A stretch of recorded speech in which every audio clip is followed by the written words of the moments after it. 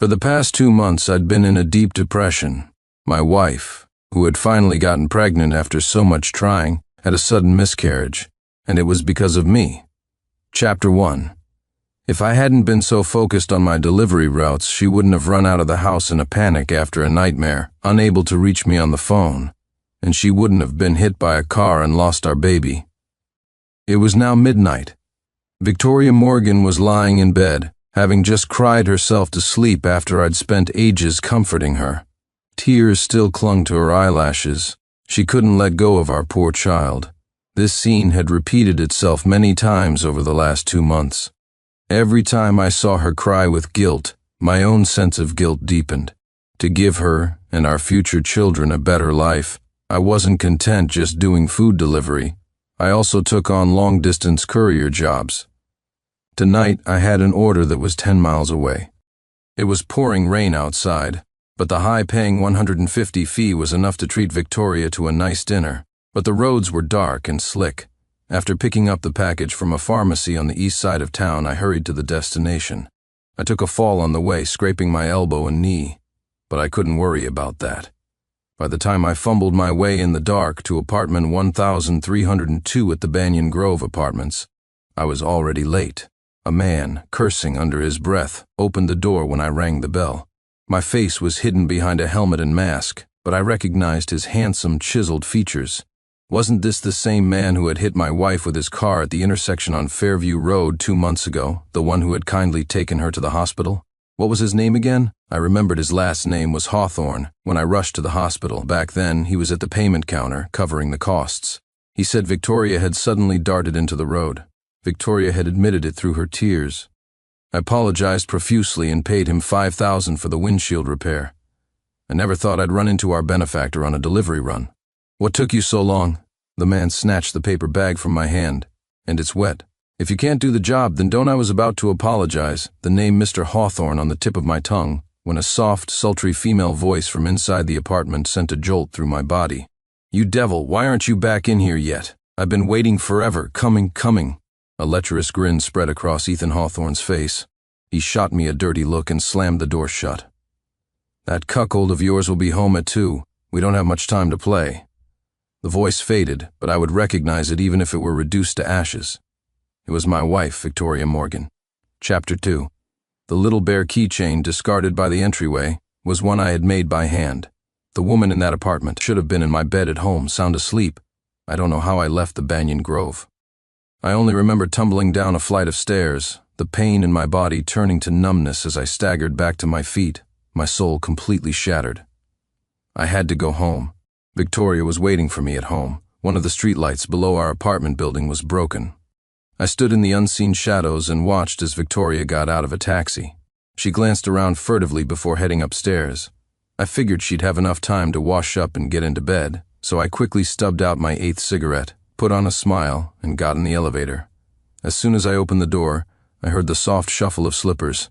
Victoria, wearing her little bear nightgown and fluffy yellow slippers, rubbed her drowsy eyes, looking as if I had just woken her up. "You're back?" she said casually, taking the dripping poncho from me and hanging it outside the door. I flinched involuntarily. "It's pretty cold in here. Did you not turn on the heat?" Victoria froze for a moment, then ran to turn up the thermostat. "Maybe it's broken. It hasn't been warming up. I had bought it less than 6 months ago. How could it be broken?" It wasn't broken. It was because she had snuck out for a rendezvous and the empty apartment's auto shutoff had kicked in. She hadn't been back long enough for it to heat up again. I grunted. "How come you're home so early today?" "It's raining, so there are fewer orders. Doesn't that mean you earned a lot less?" "The delivery fees are higher on rainy days," Victoria pouted, complaining with a hint of dissatisfaction.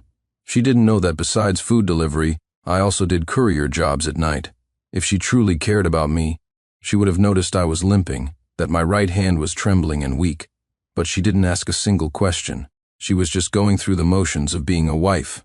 As the hot water poured over my head in the shower, mingling with the tears of pain and disappointment streaming down my face, I clenched my jaw, daring not to let out a roar of anguish. Victoria and I had dated for 3 years and been married for 2. How could I just throw away 5 years of my life? If the person I had truly loved suddenly disappeared from my world, would I fall apart.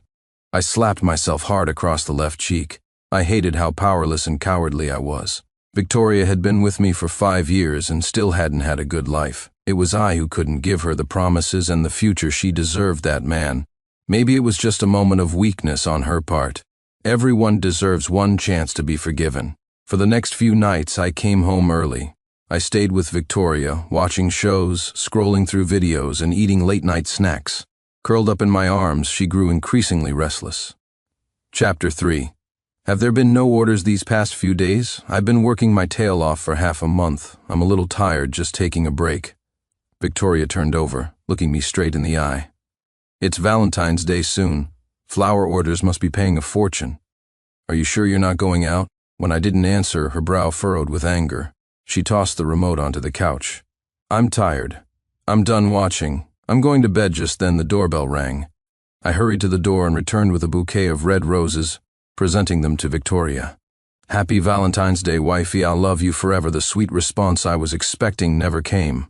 Victoria stared blankly, then mechanically took the flowers and muttered a stiff thank you. My enthusiasm was instantly extinguished. Why the sudden flowers? Didn't you used to say I wasn't romantic? 99 red roses mean forever, till the seas run dry and the rocks crumble. Wifey, will you always be by my side? Perhaps my gaze was too intense. Victoria touched her neck uncomfortably. The heat is on too high. I'll go turn it down. As she turned away, I felt my eyes redden with a cold smile. Wifey, did you know? The night I came home late 4 days ago, I delivered a box of condoms to the Banyan Grove apartments. The roses scattered to the floor with a thud. I was just thinking, what kind of cheating couple would buy that stuff from a pharmacy 10 miles away? They can't be decent people. Nothing like my good little wife at home, right? Victoria's slender back began to tremble and heave. I walked over, placed a hand on her trembling shoulder, and continued as if talking to myself. Do you know what I saw? I saw that man who took you to the hospital.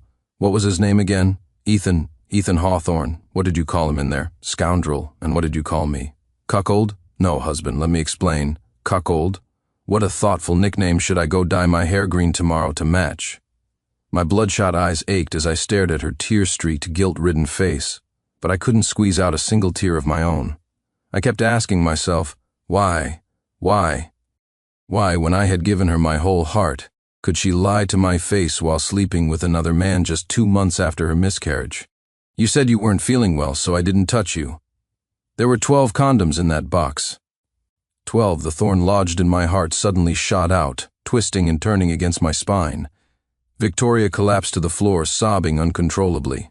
She grabbed at my pant leg, begging me to listen to her explanation. What are you going to explain? That you went to another man's house for a late-night snack? What did you use to eat it, a condom? Let's get a divorce, Victoria. Chapter 4. No divorce, I don't want a divorce. Victoria clung to me desperately, refusing to let me storm out the door. She pulled out her phone and, right in front of me, deleted all of Ethan Hawthorne's contact information. With a trembling hand, she reached for my face. I recoiled in disgust. I was wrong, husband. I was so wrong. Victoria slumped to the ground, her little bare nightgown stained with rose petals, a wet patch spreading at the hem. My first instinct was to help her up. She shouldn't be on the cold floor, especially after the miscarriage. But I silently clenched my fists. She could take a taxi 10 miles in a torrential downpour to meet her lover. What was a little time on the cold floor? I'll tell you everything. That day I called you over 20 times because I had a nightmare that something had happened to you. I was scared, you didn't answer. I was panicking, so I just ran out of the house in a daze and into the street. That's when Ethan Hawthorne's car hit me. I staggered, nearly losing my balance. There had been a ton of delivery orders that night. I had argued with a restaurant that was slow with an order, and then with another rider who had scraped my scooter. I really hadn't paid any attention to Victoria's missed calls. I never imagined it would lead to something so devastating. Do you know Sincere? It was raining that night too. My blood was all over the ground and I still couldn't reach you. If Ethan hadn't taken me to the hospital, you wouldn't just have lost the baby. You would have lost me forever. I remembered how she had cried until she passed out in the hospital room. You weren't there for me when I needed you most. Ethan gave me the greatest sense of security. I admit I was wrong. But are you really completely blameless? I grabbed my hair and sank onto the sofa in despair. She was right. Victoria was the one who had suffered the most. I was unreachable when she was most terrified, and then while she was recovering from the miscarriage, I took on a second job and became even busier. I hadn't had time to consider her feelings. "Get up. The floor is cold." I helped Victoria up and sat her on my lap. Her nose was red from crying. She suddenly let out a loud sob, wrapped her arms tightly around my neck, and her tears fell onto my back. I gently stroked her trembling spine. Just forgive her, I told myself. Forgive this poor woman who just lost her child. She was my wife. As long as she was willing to change, I could pull out that thorn in my heart, but I never could have imagined. Once that thorn was pulled, an even longer, sharper blade was waiting to be plunged in. Chapter 5. Victoria smashed her phone in front of me. She swore she would never cheat again, that she would only love me for the rest of her life. I believed her. Filled with joy, I went back to taking orders on my little electric scooter, working tirelessly. But I don't know if it was a cruel joke from fate. At the very same intersection where Victoria had been hit, I was sideswiped by a car, scraping a patch of skin off my calf. Damn my luck, the driver cursed as he got out.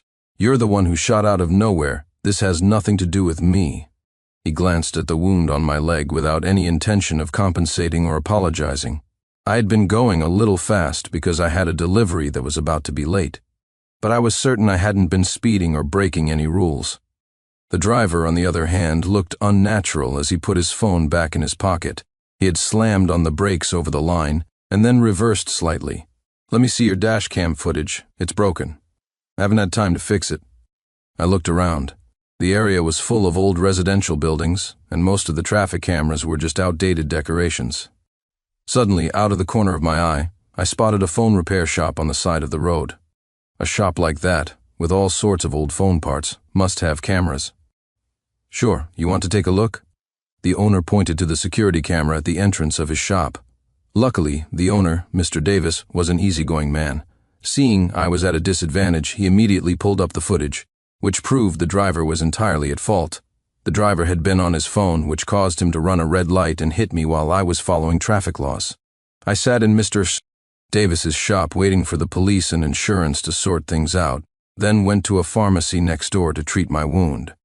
"You should head home and rest, son. You're injured, thank you, sir, but I have a family to support."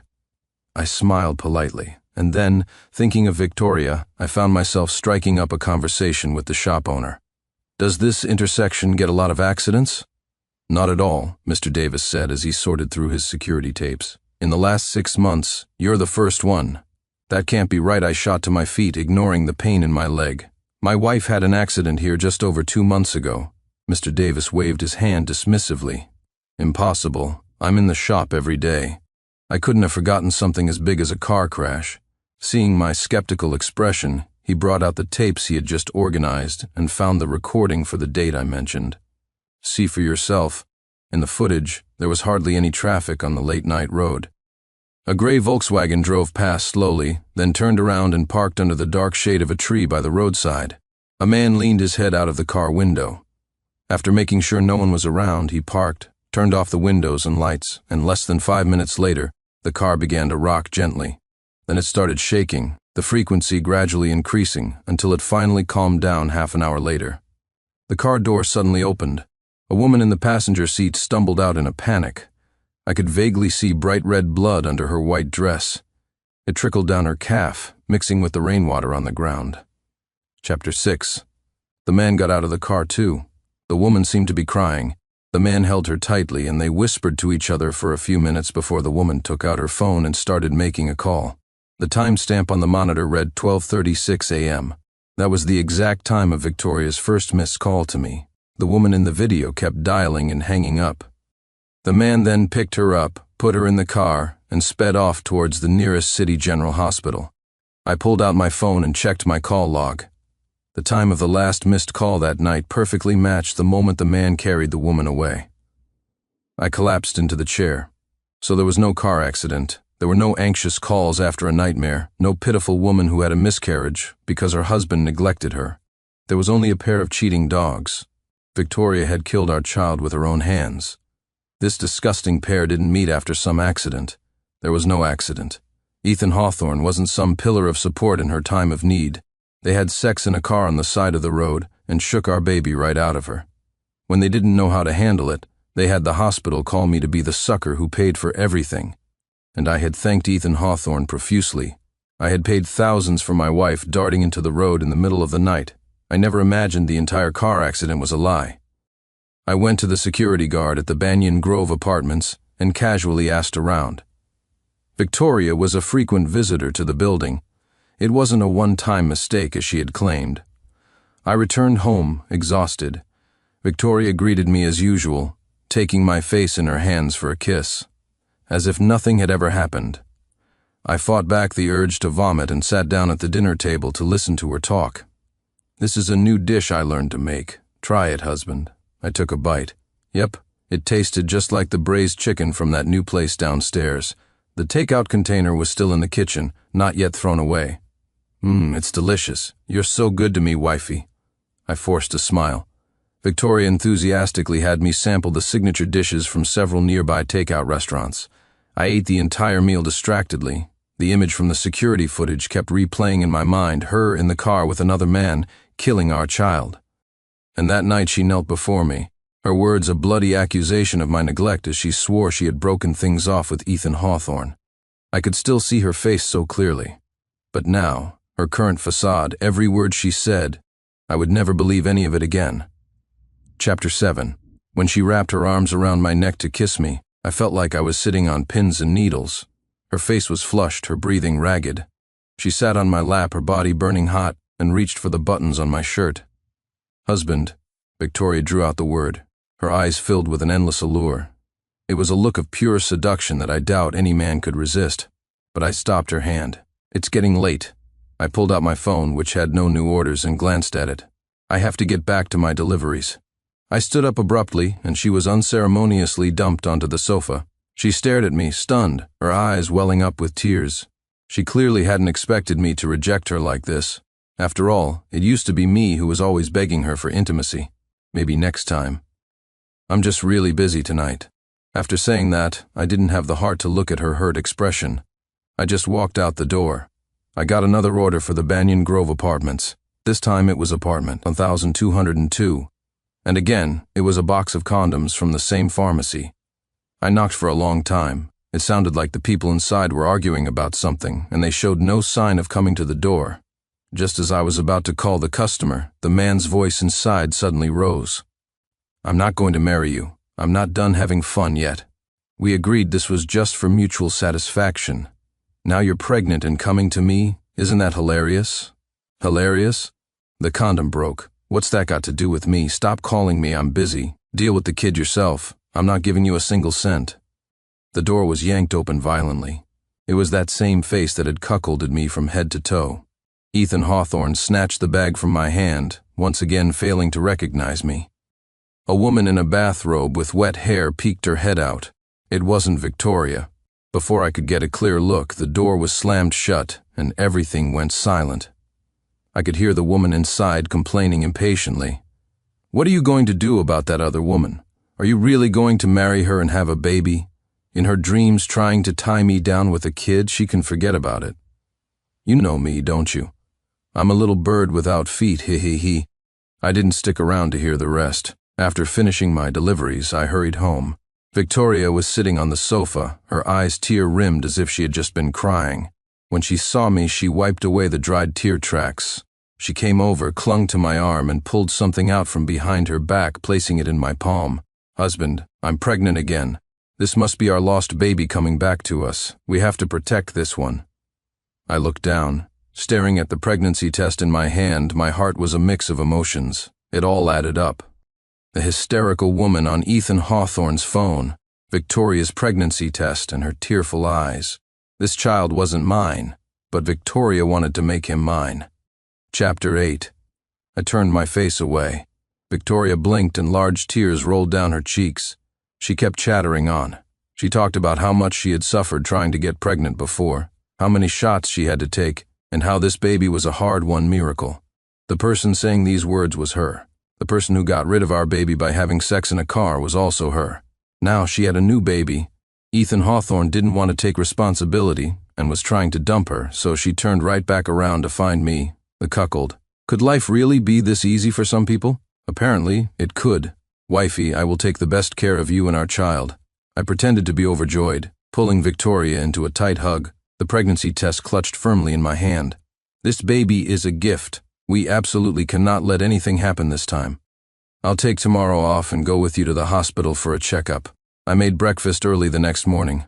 I waited on Victoria hand and foot, helping her get up, washed, and dressed. I was the model of attentiveness. Her face glowed with happiness. At the City General Hospital's OB/GYN department, Victoria went in for her examination. The doctor, Dr. Evans, came out to see me with her report, a look of concern and confusion on his face. A couple with AB type and O type blood has a high risk of having a child with ABO hemolytic disease. Didn't you know this? Mr. Clark, your wife is O type and you're AB type. Making this mistake once is one thing, but how could you let it happen a second time? Dr. Evans told me that this baby had tested positive for ABO hemolytic disease, and before this, the baby she supposedly miscarried in the car accident had suffered from the same condition. It was just that Victoria hadn't been tested for it back then. Mrs. Clark had a threatened miscarriage a year ago, so her chances of having a fetus with ABO hemolytic disease are quite high when paired with an AB-type male. But I'm B-type, and I had no idea that Victoria had a threatened miscarriage a year ago. Perfect, just perfect. So Victoria had been pregnant with 3 children, and none of them were mine. Victoria came out of the examination room. Dr. Evans patted my shoulder and told me to discuss the next steps for treatment with her. Chapter 9. We needed to decide whether to terminate the pregnancy or what. Terminate? What do you mean, terminate? Victoria became frantic, rushing over and grabbing my hand. I helped her sit down, doing my best to calm her. The doctor says our baby has been diagnosed with ABO hemolytic disease. There might be a risk of anemia and jaundice in the future. Victoria froze. She knew her own blood type, but she had never once asked for mine. Husband, you're AB type, right? I stared at her face for a long time, then nodded. She seemed to let out a sigh of relief. The tension in her back eased, and she leaned against my chest and began to cry. What are we going to do? The baby has this disease. It's okay. The doctor said that as long as it's detected early and we start treatment now, we can alleviate a lot of the symptoms. I squeezed her cold fingers and comforted her softly. I've made some money from my stock investments recently. I'll work harder on my deliveries to make sure our child gets the best treatment. Wifey, I'm not going to give up on this baby. In the examination room, Victoria had already heard the bad news. She had asked the nurse if she could terminate this pregnancy and try again for a baby with me. But the nurse's answer was a bolt from the blue. Mrs. Clark, you've already had 2 miscarriages, the last one being particularly traumatic. If you have another abortion this time, your uterine lining will become extremely thin. It might be very difficult to have another child. That's why she was so nervous. She was scared, she was desperate, and her wish to tie me down with this child had nearly failed. When she heard my blood type and that I wasn't blaming her, but instead promising to do everything to save this child, Victoria seemed to feel my love. Her heart began to lean toward me bit by bit. This pregnancy was very hard on her. She started having morning sickness at 2 months, vomiting so much that she lost a lot of weight. Every day after work, I would come home and cook all sorts of nutritious meals for her. She got used to them, and after 3 months, the vomiting stopped. Her body began to swell and gain weight visibly. Looking at the ever-increasing number on the scale, Victoria pressed against my chest and asked nervously, Husband, I'm almost 155 pounds now. Will you find me unattractive and leave me? Never, wifey. You're working so hard carrying my child, I couldn't cherish you more. How could I ever find you unattractive? By the second trimester, Victoria's weight had shot up to 175 pounds. Her appetite grew enormous. She would eat until she threw up and still not stop. Chapter 10. I would always be by her side, comforting her gently. Pregnant women need to eat more so the baby can grow strong and healthy. Besides, our baby has hemolytic disease and needs constant treatment, so we have to make it up to him, right? 4 transfusions, iron supplements. I made sure Victoria got the best equipment and the best imported medicine. The stock market was doing well. The money I invested had multiplied several times over. Don't worry about money. I'm here. I'll never let you 2 suffer. I bought Victoria purses, flowers, and gold. Her body grew heavy, putting pressure on her lumbar spine and causing a herniated disc. Coincidentally, her job required her to sit in front of a computer for long hours. I massaged her back and offered a concerned suggestion. Wifey, with your back hurting so much, why don't you quit your job and rest at home? Just leave the money-making to me. But, Victoria hesitated, I can't just not work. For one, I'll get bored and overthink things. And two, without financial independence, what security do I have? I fondly stroked her greasy hair. Aren't I all the security you need, wifey? I pulled a bank card from the drawer and handed it to her. There's several $1,000s in here. Take it and spend it. If it's not enough, just ask for more. You love online shopping, don't you? Your husband is making money now, so you can buy whatever you want. Victoria was moved to tears. She thought I had dedicated my entire being to her. She thought she had hit the jackpot with a rare blue-chip stock. But she didn't know that every penny I spent on her now would one day be reclaimed. I was just waiting for the day she had no other support, the day she became completely dependent on me and couldn't possibly leave. And that day was coming very soon. The baby was finally full term. After months of treatment, the hemolytic disease had shown significant improvement. The doctor said that with continued treatment until delivery, the baby should be fine. That night, for the first time in a long time, I came home very late. Victoria had waited for me in the bedroom but had already fallen asleep. I opened the door quietly and heard thunderous snores. She had become a 220-pound woman. When she turned over in bed, the solid wood frame creaked. That was all thanks to my delicious meals and nutritional supplements. Husband, I'm sorry. She called my name in her sleep, murmuring through her tears. Don't leave me. Let's raise the baby together. I'll love you forever. Too late, Victoria. You said those words far too late, and I've waited for far too long. So long that I've lost all patience. I placed the divorce papers on her pillow. I gently closed the door behind me without looking back. I had a peaceful night's sleep in a hotel. As the first light of dawn streamed in, I turned on my phone. Over 30 missed calls. Among them were calls from my parents and my in-laws. Chapter 11. I called them back one by one. My mother-in-law immediately laid into me, yelling about why I would divorce Victoria during her pregnancy. You ungrateful wretch, Victoria worked so hard to carry a child for you. Did you go out and find another woman while she was pregnant? Ma'am, oh no, I should call you Miss Lowell now. Miss Lowell, the child in Victoria's belly is not mine, and the one who went out looking for someone else wasn't me, it was her. I sent copies of the prenatal report and my own blood type test results to every one of our relatives. The family group chat exploded. ABO hemolytic disease, Victoria is O-type, and Sincere is B-type. It's impossible for them to have a child with ABO hemolytic disease. Victoria Morgan, you get on here and explain yourself. You cheated on my son? Victoria, we don't have a daughter like you. We can't afford this disgrace. Don't even think about coming home for the holidays this year. Once the situation had festered enough, I finally called Victoria. Husband, don't divorce me, I can explain. Can you come meet me? I'll wait for you at the park we always used to go to. I went. The park was the same as always. The children's slide had been repainted, but it had long lost its charm. When we were dating, we had no money. We couldn't afford to go to malls or sit in cafes. We could only come to this free park. We could spend half a day chatting over $2 bottles of water and $5 sandwiches. But now, as I watched her cry her heart out in front of me, I couldn't say a word. She was overweight and unattractive, but in my heart she was no different from the pretty young girl she used to be. It wasn't her appearance that had changed, it was her heart. Husband, I was wrong. I was so wrong. I'm here. Explain, I said, my expression cold. In front of a crowd of onlooking ladies from a public dance group, Victoria dropped to her knees before me with a thud. For someone so concerned with her image, she wouldn't have done this unless she was truly desperate. Chapter 12. The baby is 8 months along. Please don't divorce me. I don't know what I'll do. The music from the dance group stopped abruptly. The nosy ladies gathered around and, without knowing the facts, started to lecture me. How can a grown man do something so beastly? Yeah. Your wife sacrificed her figure to have your children, and now that you've made it, you're just going to dump her? I clenched my jaw and shut my eyes tightly. A roar erupted from the depths of my throat. Get your facts straight. The one who cheated was her, not me, and she's not carrying my child. I was just a convenient guy to take the fall.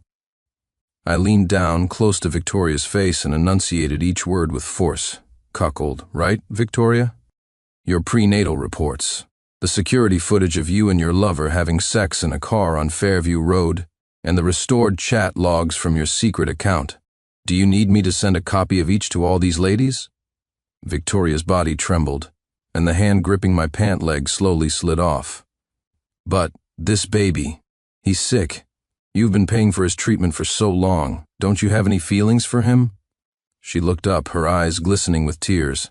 Ah, I'd almost forgotten about that. I raised your bastard child for 8 months and spent quite a bit of money, including all the flowers, purses, and gold I bought for you.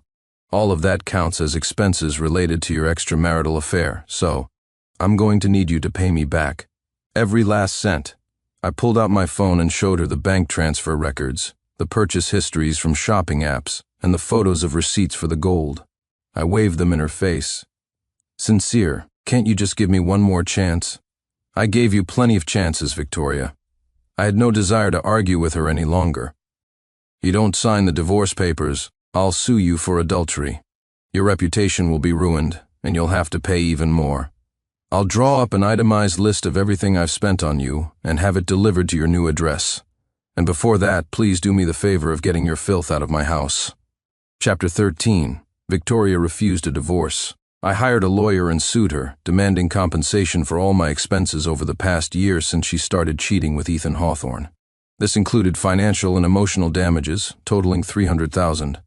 She was jobless, pregnant, and ostracized by her family and friends. Her parents had already cut off all contact. Now she was lying alone in a hospital bed, unable to even pay for the upcoming delivery and hospital stay. The day the baby was born, I had just quit my job as a delivery driver and was preparing to switch to the finance industry. But I got a call from the hospital. Because the treatments had stopped, Victoria's child was born with jaundice and was very weak. He needed to be in an incubator and on an IV drip, but the incubator was expensive, and Victoria couldn't scrape together the money. Her parents' phones were unreachable, her friends had distanced themselves, so the hospital had no choice but to call me, her legal husband. I drove to the hospital. When Victoria opened her eyes and saw me, tears instantly streamed down her face. Husband? Don't call me husband, just use my full name. I don't deserve the title. The baby isn't doing well. The hospital's plan will cost about $100,000. Do you have it? She lowered her head after speaking, biting her lip, not daring to look at me. It was only then that she truly understood her mistake. But it was far too late. $100,000? Yes, I have it. Victoria looked up, her eyes shining with hope. But why should I spend money on someone else's child? Wouldn't it be better to use that $100,000 for a down payment on a new car? Or I could get a dog. I could feed it the best food every day, and at least a dog knows to come home and wag its tail. What about you? Victoria clutched my sleeve, begging me to lower my voice. But I shook her hand off. While I was working my ass off as a delivery driver, you were fooling around with another man and got pregnant 3 times. And not one of those 3 was mine. Victoria, do you think I'm that easy to fool? That I'm that stupid? The curtain of the adjacent hospital bed was pulled back. Nosy new mothers poked their heads out, eager to eavesdrop on the drama. The color drained from Victoria's face. I can pay this $100,000, but it will be added to the money you owe me. A total of $400,000. If you agree, we sign the papers right now, and I'll go to the billing office and clear the bill. If you don't agree, I'm leaving right now, and you'll never be able to reach me by phone again. You can deal with your bastard child's life or death on your own. Victoria bit her lips so hard that it started to bleed. Chapter 14. Where am I going to get $400,000 to pay you back? I don't have a job, I have a baby to take care of, and this 200-pound body. Oh, but you can become a delivery driver. I was overweight too when I first started. Who do you think I lost all those pounds for? I waved a hand dismissively and shook my head. Never mind, it's not worth bringing up. Victoria had no choice. The baby's condition was critical and needed immediate medical attention. She was forced to sign the papers, taking on another $100,000 of debt. After paying the bill and leaving the hospital, I threw away my old SIM card. I sold the marital home, bought a new apartment, and moved away from the city where we had lived. Victoria couldn't find me, and gradually, I heard no more news of her. Only on the court-mandated monthly repayment date, a transfer of $5,000 would appear in my bank account. $400,000. It would take her nearly 7 years to pay it off. I never thought I would see her in this city again one day. After my success in stock trading, I discovered I had a talent for finance, so I studied for certifications and got a job at a financial firm. This time, the company had sent me back for a training seminar. I was hungry in my hotel room, so I opened a delivery app and randomly ordered some barbecue skewers and a beer. There was a knock on the door. A short woman in a helmet stood there, her face shield covered in raindrops. She wiped it clumsily, flinging water onto the floor. A few drops splattered onto my silk pajamas, and I couldn't help but frown. "I'm so sorry, sir, so sore." The woman looked up, and the expression in her eyes shifted from guilt and timidity to shock, then to a flustered unease as she averted her gaze. "Victoria Morgan," I said, her name coming out precisely. She turned back to face me, forcing herself to meet my eyes calmly. She wiped her hands on her poncho and pulled the barbecue from her insulated delivery bag, handing it to me. Mr. Clark, enjoy your meal." With that, she slung the bag over her shoulder, turned and fled in a panic. I didn't even have a chance to ask how she had been these past 2 years, or how the child with hemolytic disease was doing. But then I thought there was probably no need to ask. Her hands were rough, wrinkles had crept into the corners of her eyes over 2 years, and she was utterly exhausted, so thin she was just skin and bones.